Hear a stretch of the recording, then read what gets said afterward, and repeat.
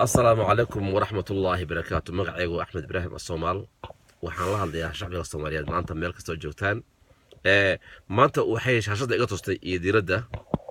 inaan ataago qolyahan heesaya ama gobihaya ee qarniga jooga gobigu siisaba saddex sifa ayuu leeyahay marka aad bilaabayso oo arar ama wax la yiraahdo aad ku bilaabayso iyo timthal aad wixii arabtay aad ku misaalinayso iyo dhamaad wixii marka arabtay aad asiibeyst qorsadaas qayb u leeyahay heestana waa la mid laakiin waxa la yaab leh nimankan maanta heesaya waxa ay ku hadlayaan yiqsiga ah hadda kulli ruux gooni oo taag maayo laakiin waxa la yaab leh in weyn heesaya iyo wax laga xishoodo oo quran ah oo wasakh ah ku hadlay ragii hore waxa ahayeen gobogooda marka dhigsanayso yacnaha qalbiga ay ku duxi jiray doqon ma fahmi jirin markii rag hore gobi hayo ninka doqonka ah ma fahmo wuxuu ninka hadlayo ilaa in loo fasiro ma ogi maxaa yeelay meesha ay marin hayaan iyo meesha oo la jeedaan yaa laba aad u kala fogahan jiray haddana waxaan arkaynaa ragga gobi haya qarniga jooga waxay ku hadlayaan inaadan xataa fasir loo baahnayn waxaan xasuustaa nin goy u jiriyey 77 ninkaas marka gobolka tirinaya wuxuu joogay jigjiga magaalada joogay oo markaas magaalo weyn hantooyar iska hid ayaa wuxuu u imaaday nin kale abwaan oo joogay qabdahar ayuu imaaday oo yiraahdo gobolka isdiriiban garan lahay khali ay fasir oo abwaankii markaas kharlaasiye gobolka u fasiray saytadna ugu fasiray markaasuu wuxuu weydiisaday jawaabta inuu siiyo markaasuu tiid mid ka daran ayuu u dhiibay oo jawaab ah gobay la fahmi karo horta goy ma ah siisaba gobiga ninka caaqilka kali ah inuu fahmaa doqonka oo shaqan oo kula in loo fasiro ma ogi ninka la sida heesayo waxa weeye markuu ruuxa heesayo ka soo qaad hobaladii waa bari kuwa la oran jiray yes kuwaas mar gobi hayaan ama heesayaan waa arteen beer iyo qurux iyo isagoo u jeeda inuu gobol la hadlayo ayu beer ama bad ama mtaqaanaayay wuxuu soo qabsanayaa laakiin kuwan hadda jooga yacnaha gabadhii bay suuranayaan masuuradeedii haddana mtaqaanaanaya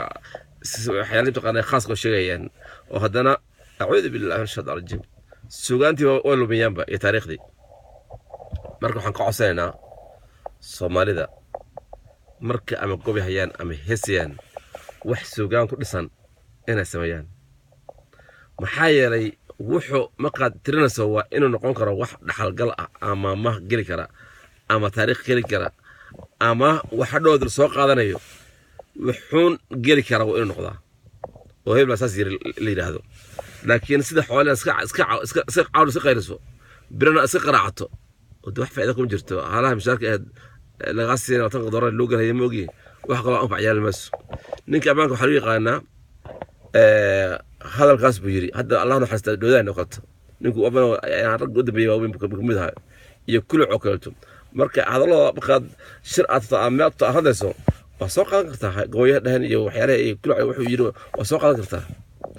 marka idinkuna waa inaad noqotaan dad waxay yiraahdaan la soo qaadan karayo inaan noqonin dad un habeenkaas canjaro ku bislaysanaya waxooda mid kale waxaa jira ma afsaal min aqoon afsaal in kalmay wixina aqoon dhaqankii wixina aqoon yani caadina gareyn arana ma garanay ku wareeray marka waxaad moodaa inaan reebadina soo barintina badan ee heesta ama gobida gobigu waa inuu arar leeyahay afaf leeyahay meel sifana u leeyahay oo mintaqaanay waxa loo jeedo aad ku cabiran karaysid biyo shoodna inuu leeyahay mid kale heestan waa la mid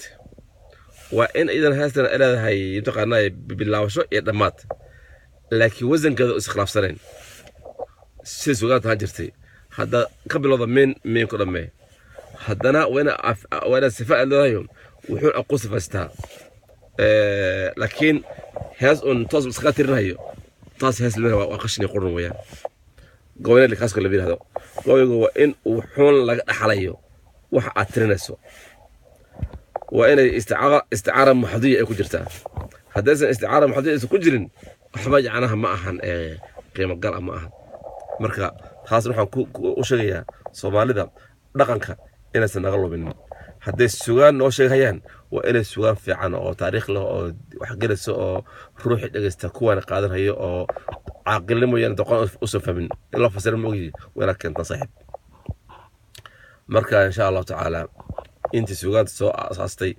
هراء قباش هيد علماء أوين هيد الله نحس إن شاء الله تعالى إن بنا الله صهرونيو من ذلك الحوار الله هسكدا وحيالها هاستي وحيالها قرنوا وحرام ويانا هدينا الأفيننا وحشاي حق الله كان وهي الأساس اللي الله مرجال فرستو والسلام عليكم ورحمة الله وبركاته.